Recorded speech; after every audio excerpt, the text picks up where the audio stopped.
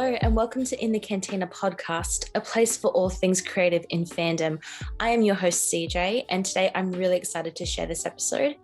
Before we start, I would like to recognise the traditional owners of the land that I am on as I record this podcast, the Darug and the Guringai peoples, and pay respect to their ancestors and elders past and present and emerging, and the lands of the traditional owners of where you are listening or reading this podcast today. My guest is someone who I've admired for a really long time as a creative and as a buyer of their work. Creator of Worlds Between Bindery, my guest Sam, or omgreylo, talks with me about how they got into bookbinding, their relationship with fanfiction, and what drives them to do the amazing work that they do. We hope you enjoy. Hello, everybody, and welcome to In the Cantina. Today, I'm speaking with the incredibly talented Sam. Now, Sam, before we make a start, for those who don't know you, would you mind introducing yourself and tell us a little bit about who you are? Hi, I am Sam, also known as omgreylo on Twitter, and also omfgreylo and some other social media sites. I am more popularly known as a fanfiction bookbinder, mainly for Hermione and Raylo, and kind of branching out to other fandoms as well. Lately, I've also been making fandom t-shirts, so yeah, I've just been dabbling in all kinds of crafts. So before we go any further, In the Cantina is about creativity and fandom and exploring all what that looks like for everybody, both those who create and those who consume that creativity. How did you first get involved in fandom, in your own words, whether it's as an adult, as a teenager? What's your first memory of how you got involved in fandom? That was so long ago. I think it started back in 2000 when I first got a family computer. But really what started it all was 2002 when I stumbled into the live journal community for Hermione. Because before that, I was just reading off of fanfiction.net. But I found this community, and I've just been like in and out for 19 years now. That's so fantastic. Oh my goodness. I'm a dinosaur. No, not at all. But I've been in fandom for almost 20 years, mainly in Hermione, but it wasn't until late 2019, just before The Rise of Skywalker came out, when I was listening to Wine, Wants, and Waffling, which is a Hermione-centered podcast. They were interviewing Love Spitka 8. She's one of the popular Hermione writers. And she mentioned reading and really liking Willing by Ever So Raylo. And at the time, I was like, well, if she likes that, I'm probably gonna like it too. So I went and read that. And that's what kickstarted my whole Raylo addiction. I actually had to create a Raylo Stan account on Twitter just because it was just all Star Wars Raylo stuff, and I was like, I'm not gonna be, as the young ones say, horny on main. So that's how Raylo came about, and it's just been a whirlwind since. Yeah, every day it's just Raylo. Yeah, no, I had a very similar experience. I'd been involved in fandom on and off since about 2014. I was very into BBC Sherlock, learned all about Archives of Our Own and Wattpad and all of that. Had consumed that kind of content, but just like, oh, I see something and I like it, that's great. But it never went into fan-created works.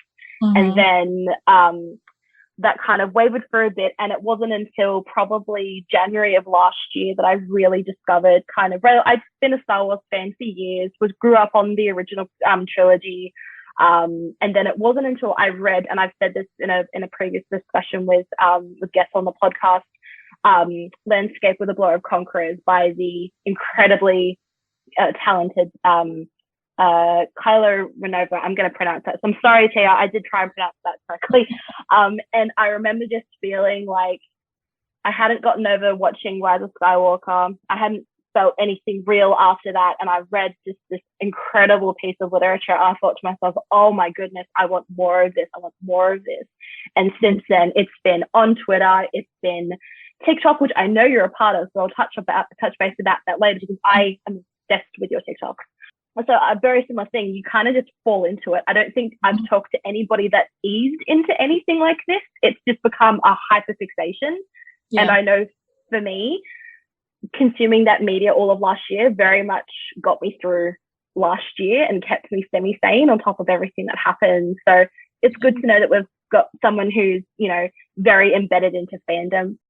Shifting gear slightly, what's your history as a creative individual? How did you start and how did you get to where you are today?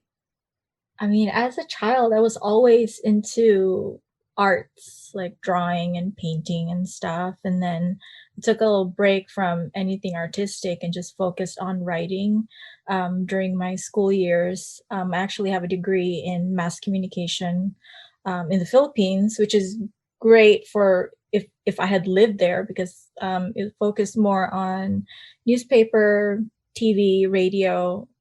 But then as soon as I graduated, I moved to the US. They're like, oh, that's useless.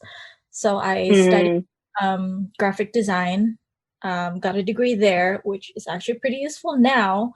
So I've just been like dabbling in all kinds of art stuff since then.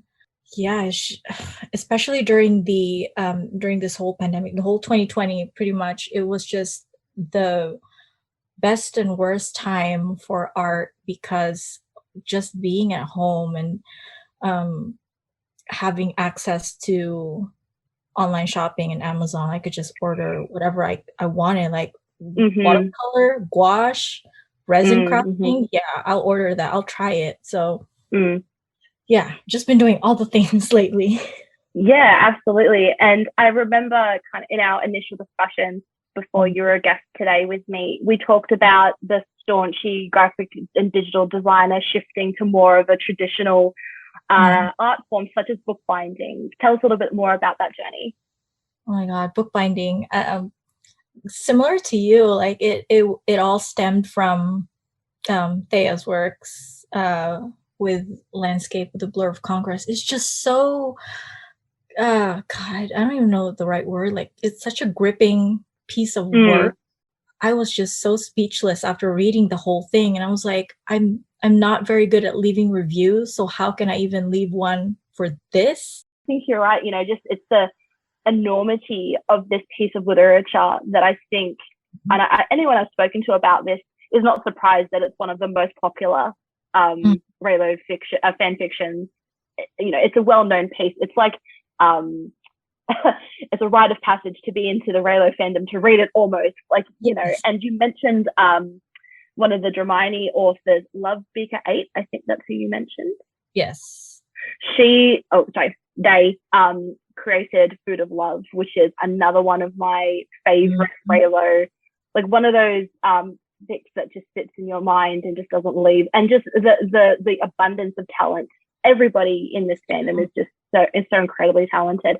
Had last year, 2020, as a bit of a soft platform to explore creativity. How did specifically bookbinding become the thing that you really, truly excelled at as someone who's a creative and as a business person? Because it is essentially a very successful business model. So how did you get to that point? I think it was because I knew that no one else had done it before, at least in Dramini and Raylo. I just thought that was something that I could really excel in if I was going to do it first. And so that was like my biggest motivation, besides, you know, gifting the authors a copy of the works that I really loved that they did. And man, bookbinding is just, I have like a love-hate relationship with it, because you have to be really hands-on with it. And on my part, I had no one to teach me. It wasn't popular at all back then in March 2020. So I had to research everything myself, like what kind of paper, what are the materials that I need, what can I get away with in terms of like technique, like how in-depth do I have to you know, go. And so that was such a journey. I'm still learning now. Even right now, I'm actually trying to learn how to leather bind books, which costs a lot of money and more studying. but I love it so much. It's The so, labor of love. yeah, and such a niche like hobby. You don't find a lot of people who say, "Oh, I bookbind." Some of them be like, What is that? Like, why would you do that? Where we have Kindles now, just different. Like actually holding a book in your hands, and knowing that I made this, I did this. So that's why I still do it. Yeah, absolutely. And I think the fact that you just said that you had no one to teach you, this isn't something that you can just enroll in a class like you would say digital design as a comparative example, to teach you and to mentor and nurture you through your process. And as you said, you're always learning. You mentioned leather bounding, which I think is just going to be so incredible. And this is kind of more just a personal anecdote. Do you think that because it's such a lost art form for handmade bookbinding and you don't have a huge factory behind you, it's just you doing this, do you think that's why it's become so popular, because it is considered a very traditional art form in a non-traditional space? Yes, I think that the novelty of having bound fan fiction is just blown up over the past year, and the fact that it's so easy to do now, I think mainly because there's a lot more tutorials going on. People are kind of seeing like, oh, it's not that hard. Maybe you invest a few $100s into materials and tools, and then you can just keep churning out these books. But also because it's like, this might sound stupid, but it's great for the gram. Pretty much. Oh my goodness. Purely, and for this is a non-visual podcast, but I'm holding up an incredible commission that I had Sam do, I think last year. Time's an illusion. It's fine. Almost Perfect by Lady Raylo, who is truly one of the most gifted writers in our fandom. I will tell anybody who will listen about Lady Raylo. And when I got this in the mail, which shipping was very quick, by the way, Sam's in the US and I'm in Australia, and the shipping was exceedingly quick. I just sat there for a good few hours and just looked at it. This thing that I had on my phone is now a book. It's a physical thing that exists, that can't be deleted, can't be amended, is exactly as it is.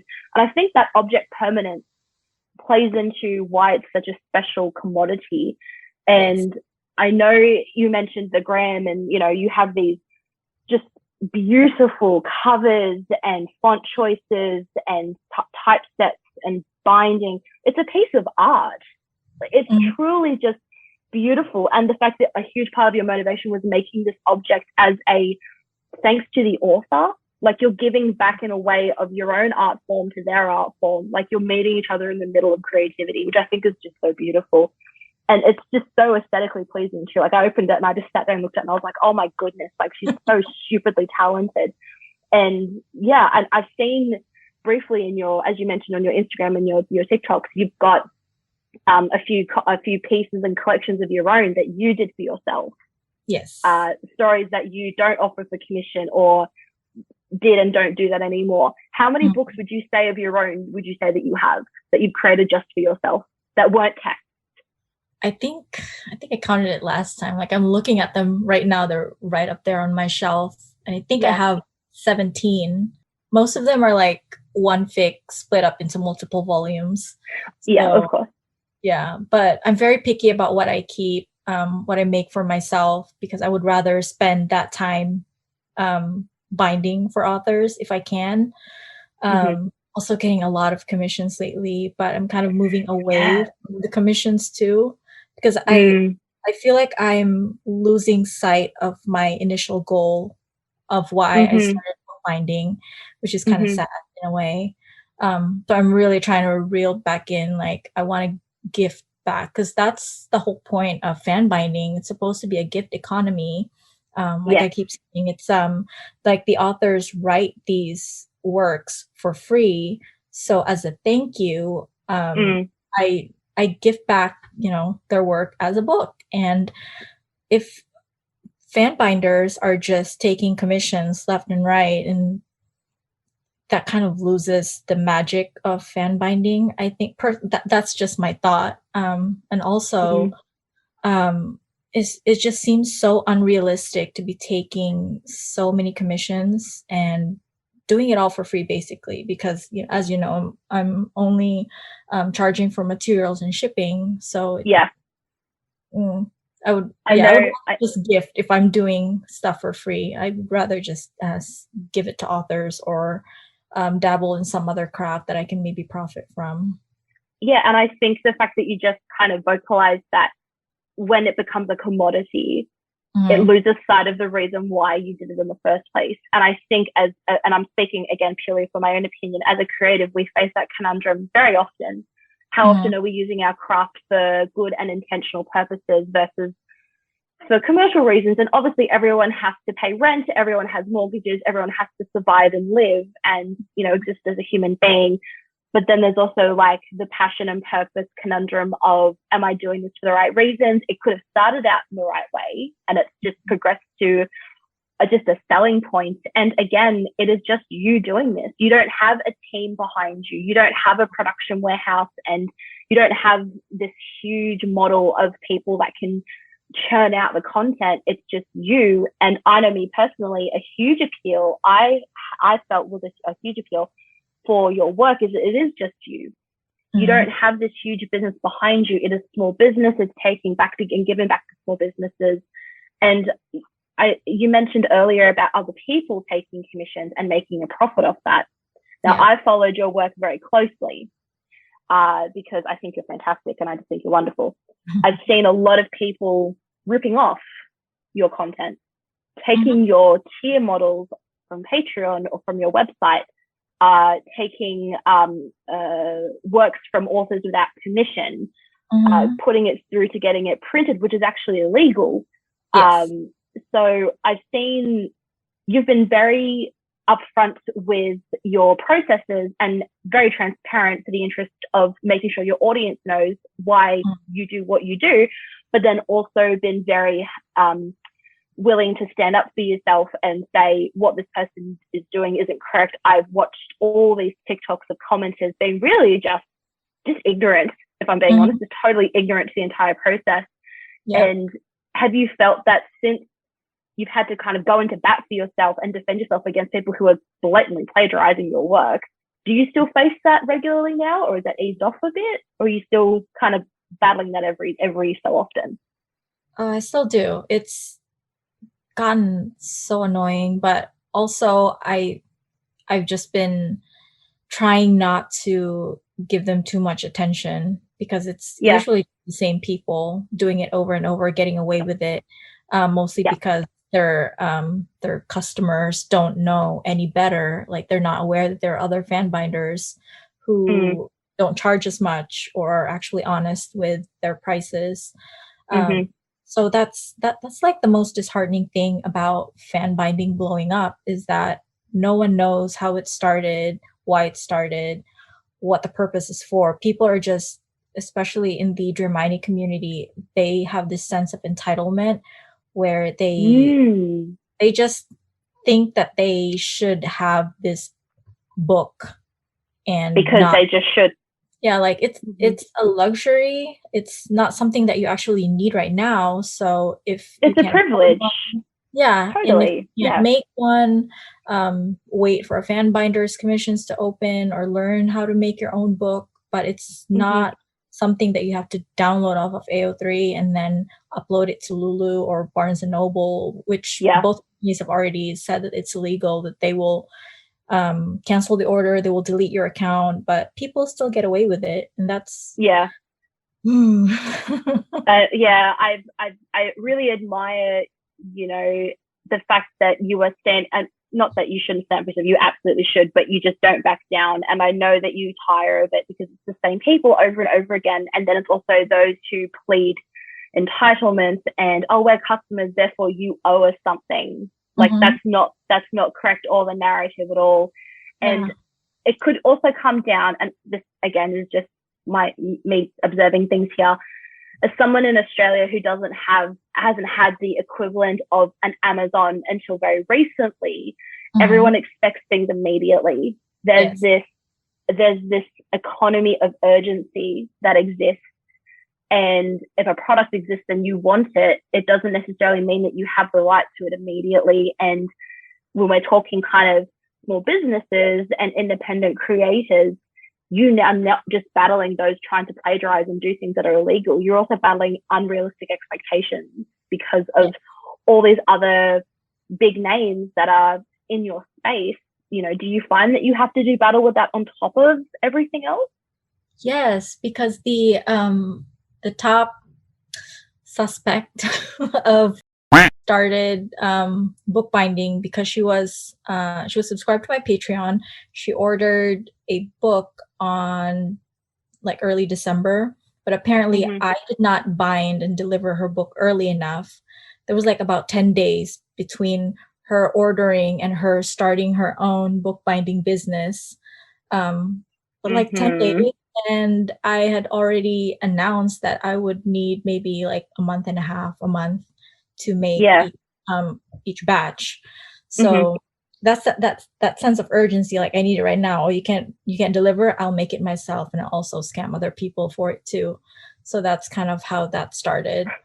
But that is just so ridiculous to me that someone like, I don't know, it could just be me. It could just be the fact that it's such a short period of time that someone just decides they're going to do this themselves. If you could do it yourself, then why would you bother me then? If you can do it, like, that makes no sense. But yeah, no, it's interesting to kind of see that, you know, people will take it into their own hands. And look, you know what, if they want to do that, then all power to them. But don't step on other people on your way to get somewhere. And you're like, I have 16 other 100,000 plus word books to bind. Like, you can just take a seat. So moving kind of into the more content stuff, working closely with literature, how has your own relationship to fan fiction progressed since embarking on this specific work? Do you read more for joy or less because it's now kind of something that you do? What's your take on your relationship with fiction now versus, say, before you started this work last year? I think I read less now, and that's not exactly by choice. I just don't have the time anymore these days. Like, I wake up, I come here in my studio, work with my hands for 8 hours, then have to log off and be a mom until my son goes night-night around 9:30. And then I just typeset myself to sleep. And then if I have like just a little bit energy left, I'll read a fic or scroll through Twitter and see if someone's posted an update or some tweet fic. Yeah, tweet fic. Yeah, you got it. Yeah. Yeah. So I'll read that until I just nod off, and it's just there's not enough time in the day to read. But when I do get that chance, and I will, like I actually bound Voiced Implosives fics. I think it was Hereafter, which I had never read before, but I really wanted to read it for the first time as a book. So I did that. And I've been just like slowly going through a chapter. And it's been like 3 weeks now, and I still haven't finished it. It's like, I'm going to finish it. I bound it. So. Yeah, I think also as well, like, if you're just so involved in that all the time, you kind of become a bit disassociated and a bit detached from the whole thing itself. And you're like, I've just got to get the typesetting done. I've got to get the glue to set. I've got to do all this stuff first before I can even think about relaxing, on top of being a parent, on top of, you know, taking care of yourself. So yeah, I'm not surprised that you just like, oh, I do it when I can, but I've got other things I need to do before. So given your success with Worlds Between Bindery, you've also created clothing and accessories, and you mentioned resin art and, you know, painting and that kind of thing beforehand. What's something else you want to try in the future? Just in terms, it doesn't have to do with anything bookbinding or print production. What's something you'd like to try in the future? All the things. I feel like I'm an embodiment of that meme, you know, from a panel of Ali Brosh's book, Hyperbole and a Half. Which actually somewhere in my studio, but it's, I just want to do everything. Man, just like I said, like, Amazon has just been a blessing and a curse. All the things, like, and then there's a craft store like 10 minutes away from my house that I can just go and buy all the things. I'm pretty sure every employee there knows me by now, because like I'm there every day buying shirts and vinyl. But yeah, besides crafting, I would really like to go travel somewhere in New York, maybe the East Coast, like as soon as it's safe, of course. Of course. Do you feel like when you change are you one of those creators that when you change your location, you get inspired and the creative juices start flowing? Or do you find that when you're kind of rooted in routine, do you do better that way? Like what kind of, if you had to describe how you got to certain points, what would be your method of madness, if we can call it that? When I really think about it, I think it's like both, because if I'm in my studio and I have YouTube playing in the background, I'd be like watching true crime or the news or some, I don't know. Me too. So you think that you'll be in home space and then also traveling as well, it'll kind of goes well with your creativity. Yeah, but I think I actually get more inspired when I'm just here, because I can have stuff playing in the background, which then kind of, especially with YouTube is the worst. Like I would just be watching something totally not related to crafting, and it would just keep like, play the next video, and then it would land on something like, oh, this is how you demold and polish resin D&D dice, and that's how I would end up with 2-part epoxy resin on my Amazon shopping cart. So that's so funny. I found as well, and again, I was involved in fan fiction before. I collected like prints and things that were like considered licensed content from the distributing house, what have you, Lucasfilm, whatever. I found that the more I was on Twitter and the more that I explored online, the more fandom related content I would get, that was purely fan made. And you're right, it is totally enabling, but if it also serves as inspiration, then I think that kind of works out in a two-folded way. You may find yourself one day being like, now I remember listening to something about demolding D&D dice. Where can I find that? And it's all just there for you still. So if you want to do that, you absolutely can. I will say though, one of the most incredible pieces I've ever seen was In Bloom that you did, Cecilia, and it was yes. So I've seen other podcasts talk about it. I've seen people online talk about it, TikTok, like it's just so beautiful and just so perfect for what it was. It just, where did that, just because it's such a beautiful piece of art, where did you get the idea for that? Did it just start? Did it just come to you one day? Like, how did you get from that point? Man, I think it's just because the fit is so visual. The way that Celia writes her stuff, it's like you can just imagine it in your head. And I think that's kind of what happened with me. Like I had these streams of thought, like what kind of paper am I going to use? Like I want to use vellum. Vellum's hard to get, but then I was like, I want to incorporate embroidery, and it's going to be I forgot what flower it was. Was it lilac? Something like that. Sam's just out here making her life more difficult because her brain's like, we can do this, and life's like, you might want to learn how to. It's like, no, this is what we're going to do. Don't argue. That's usually how I start my stuff. Like, I don't know how to do stuff yet, but this is what I'm thinking of doing, and then I'll learn it along the way. Like, that's how it happened. Like, I have, oh God, I'm going to show you the original copy here, which was actually a test because it did not turn out the way that I wanted. So I was like, oh, great, I'll keep this copy and then I'll give Celia like a better one. And so that turned out great. But yeah, it's all really just a bunch of my new stuff. It's just like, I want to test out this craft or this technique. And if it doesn't work out, oh well. But if it does, great. And that's something to add to my repertoire. So yeah, absolutely. Yeah, just test it out. Just try it out. If it doesn't work out, that's fine. Move on. So that's my advice to all crafters. Just try it out. I think that's great advice because I know for me personally, it's the fear that stops me in every point. Fear of wasting my time, fear of failure. And that could just be my perfectionist brain being like, if you don't have an immediate proficiency at the skill, then you're going to fail. So why bother trying? Do you find that you wrestle with that, or you're a bit more gentle with yourself and be like, give it a go, and then you get to a point where you go, okay, let's move on to something else? Yeah, I don't think I have that fear anymore, actually. I just head first into something unless the only reason that I would not try something is if, one, I don't have the space in my studio, like with 3D printing. I really wanted a 3D printing machine, but I have nowhere to put it. So that's why I can't for now yet. or if it's too expensive, then I probably won't try it for now. Yeah, So for now. yeah, those are the only things that ever stopped me, like space and money. With Worlds Between Bindery, you mentioned earlier that you wanted to kind of scale back your commissions. Mm-hmm. Now, I know from reading your Patreon and reading your processes intimately, it takes you, depending on the number count, how many volumes you're going to divide it into, say if it's 160,000 words, etc. You know, you're very upfront with, okay, if you want this, you're going to have to wait for it because it takes me a long time to do. Mm.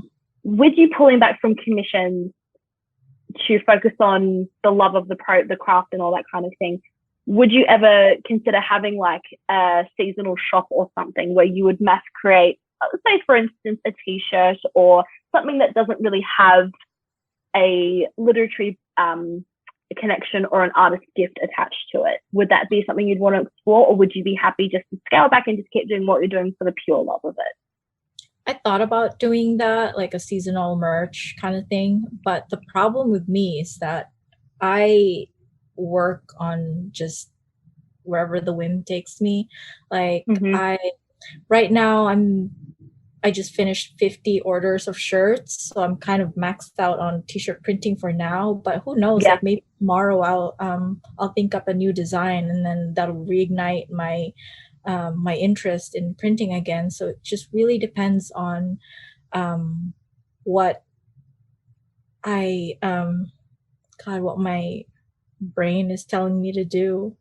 So I try to stick to a schedule when I can, but it's so hard because I don't know if I have ADHD or so. I don't want to diagnose myself, but it's my mind is always jumping to like from craft to craft. Like I want to bookbind this week, and then the next week, like I want to take a break from bookbinding and do something different. So that's why it's so hard to like commit to one specific craft. No, I understand that. I'm the same. I'm lucky that I work in a full-time job where I'm able to dabble in different levels of digital creativity. But I understand. I think to try and, if you were to have your own self-initiated routine and self-initiated focus, you'd probably get bored of that, and then you'd kind of verge into, I'm doing this out of obligation rather than the joy of it. And then you kind of start to resent it really quickly. Like it's a really quick tumble down the space of, oh, I'm doing this because I have to, not because I want to. And then you end up kind of just going, I hate it here. Yeah, that's what happened with me on bookbinding a few months ago. Like I was just so burnt out. I was doing too many books in a short amount of time, and it was just turning into this. I'm starting to hate it. Like I'm not getting paid for this. Like I've already done this so many times. Like I want to try something new, but I don't have the time to do it now because of all these commissions. So I think it's just good to like step back for a little bit, try something new. No, and like again, whilst you're doing it for the love of the craft and for the gift of the author back, you know, they did this work for free, you're going to return that favor and pay it forward. There is a bit of kind of dissonance when it comes to not being paid for your time, and all that you're charging for is the labor and the materials, really, you know, to put it all together. You don't make a profit yourself. You're doing it for the love of the craft and for the gift of it. Do you think that if you were paid for it, you would ever feel differently, or do you think it would lead down the same path anyway?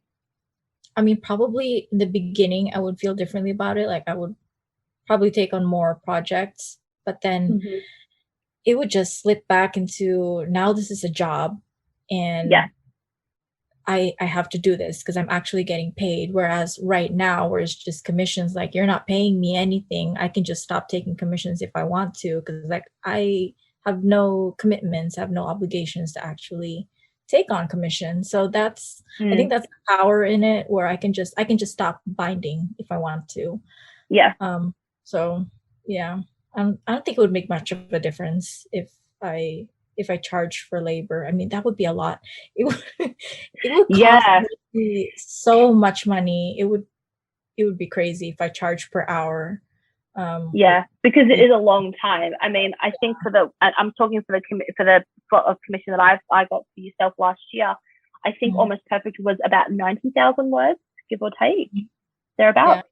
So you're looking at a very, you know, you won't do a certain low number because the book itself won't be as good quality, and it won't churn out as well compared to a larger book that has a lot more structure with the pages and the number and all that kind of thing.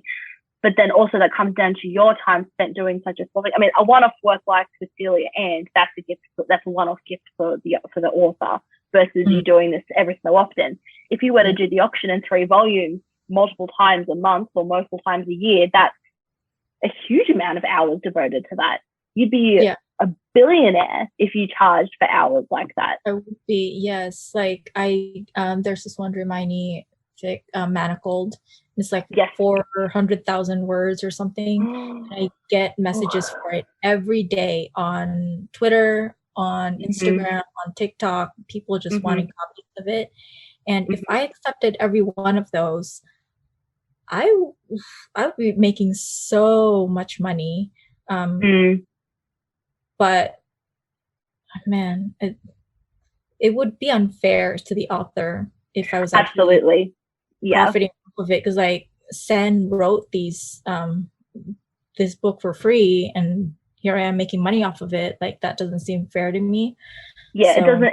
It comes down to integrity of it, and I've seen you kind of talk about, you know, the artist. The artist and the author or the creative provides this for free. I don't feel that I have the right to profit off their work, because without their work, there wouldn't be a book for you to make, if we're thinking about it in logistics like that. The final question I'll ask before we finish today is, what is your favorite piece of fan fiction? I don't know, because it's a tie between A Landscape of the Blur of Conquerors and Sword of the Jedi series. Oh my god, how can I forget? I have a number 3 too. It's like All of Our Days by Voice and Plosives. It's so good. It's based on Persuasion. I've never read that original. I think it's by Jane Austen. I don't know. But I think you can have 3. I'll give you 3. I'll allow 3. That's fine. So those 3. Those are my faves. Yeah. If you were on a deserted island and you could only have one fandom-related item with you that wasn't tied to your survival, it's not like a BB-8 water bottle or something silly, like one fandom item related that you wanted and had to have with you on a deserted island, what would it be and why? Hold on, let me just take a look around here. Sam is just looking at her studio and she's like, how can I choose amongst my children? There are so many things. I would probably... does my 3-volume Landscape, The Blur of Conquerors set count? I can bind it into one book if I need to. I would definitely take that. I'll do it now. No, I think that's a fantastic answer, because it's a piece of work that you'll keep with you and you can enjoy as many times. It doesn't rely on a battery. It doesn't rely on being charged or anything. You can just have it on your own. That's an excellent answer. I love that answer. I've been told by my wonderful friend, Danny, who discovered Hermione and is a very big railer, mentioned to me about the auction and how she wasn't really herself looking to kind of go into any other, you know, fandoms at the time. Knew of Harry Potter, but wasn't as invested as she was in, say, Star Wars and Raylo. And she has not stopped telling me all about how wonderful the auction is, like, irrespective of like it's, you know, Hermione, but just the literature itself is incredible. It's great. Thank you so much for talking to us today, Sam. It was lovely to pick your brain. You were such a talented individual, and I'm so excited to see what you produce. Where can everybody find you if they want to find you on social media? I am always on Twitter at omgreylo. Where else am I at? Usually, I don't really go on TikTok a lot now because of all the entitled people commenting on my stuff, but I'm also on there. omgreylo. I post like little tutorials and tips for bookbinding. I'm also on YouTube. Just search for omgreylo. I have bookbinding tutorials on there as well. And if you're a Patreon subscriber of mine, also search for omgreylo. I do post lots of exclusive typesetting tips and bookbinding. She does, folks. Yes, I'm a very big fan of hers on Patreon, and her stuff is just fantastic. You will not regret anything at all. And you've got your website too, don't you?